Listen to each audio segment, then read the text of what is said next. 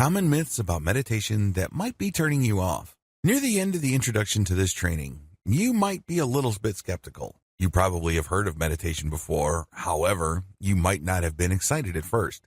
I really can't blame you because a lot of people have certain preconceptions regarding meditation. A lot of these are really myths that serve to turn people off from this amazing practice that can free them from daily stress and pressure. Part of the reason for this is because of the religious or spiritual baggage of meditation. After all, meditation was pioneered in the East in the specific context of Buddhism and Hinduism.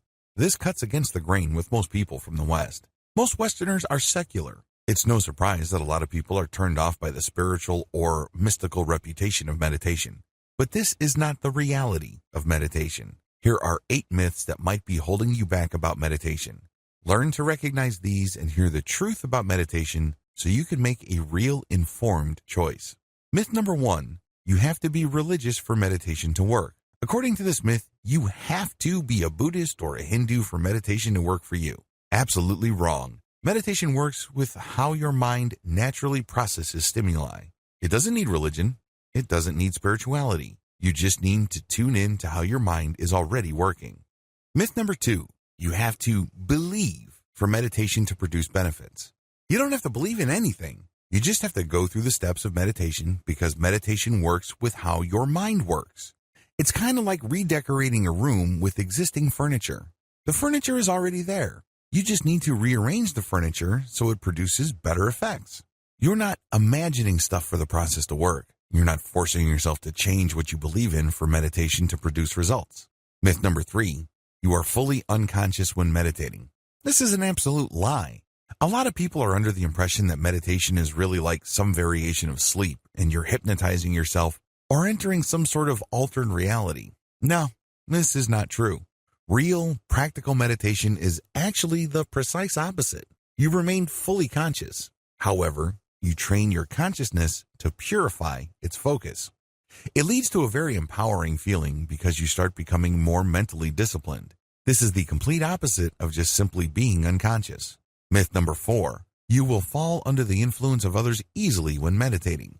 When you meditate, you are calling the shots because your focus is super filtered. It is super fine. Only you can do this. Nobody outside of you can guide you to achieve this level of clarity and focus. You have to do this yourself. Accordingly, you won't fall under the influence of others when meditating unless, of course, you want to. You always have that choice. But practically speaking, you are calling the shots. Myth number 5, meditation is another form of hypnosis. Hypnosis works when somebody outside of you guides you to achieve an altered state of reality. They basically change how you look at things. Maybe a hypnotist will make you change your mind about smoking or some form of addictive behavior. Meditation is very different from hypnosis because you're not gaining instructions. Instead, you are clearing away your mind to focus on how your mind works in a given moment. You're not taking in stuff. You're actually clearing stuff away. So there's nothing to get hypnotized about. What you have is pure focus. Myth number 6, it takes a lot of effort to meditate properly. Your mind is actually very powerful.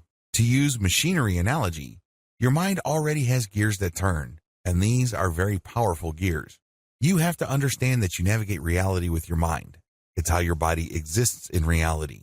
You perceive reality through your mind. When you meditate, you tap into that machinery and you purify it. In other words, the energy is already there. You don't have to exert new effort.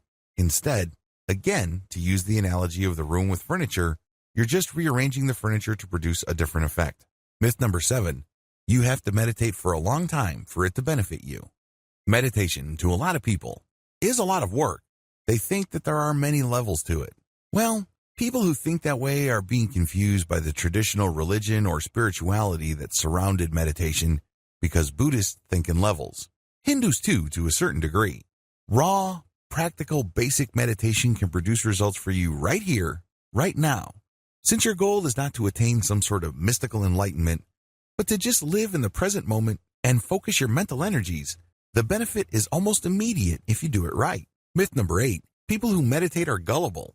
This really is a slam against people who are looking for natural and self-controlled ways to deal with stress. This is an insult. The truth is, even if you are the most skeptical person in the world and you really have a tough time believing anything, if you just focus on the mental processes that you are already engaged in and direct it to a more natural alignment, you don't need to be persuaded of anything. It just works on its own. All of the 8 myths above will trip you up. Learn how to spot them in terms of your belief system. Let me tell you, what I'm going to teach you about meditation will not benefit you in the least if you hang on to any of these myths. Get out from under them and start enjoying the benefits you've been looking for. You need to start with as clean of a slate as you can. So make sure you go through your personal, mental, and attitude laundry list and clear out any of the myths above or anything related or similar enough to these myths. Otherwise, meditation may not work out for you.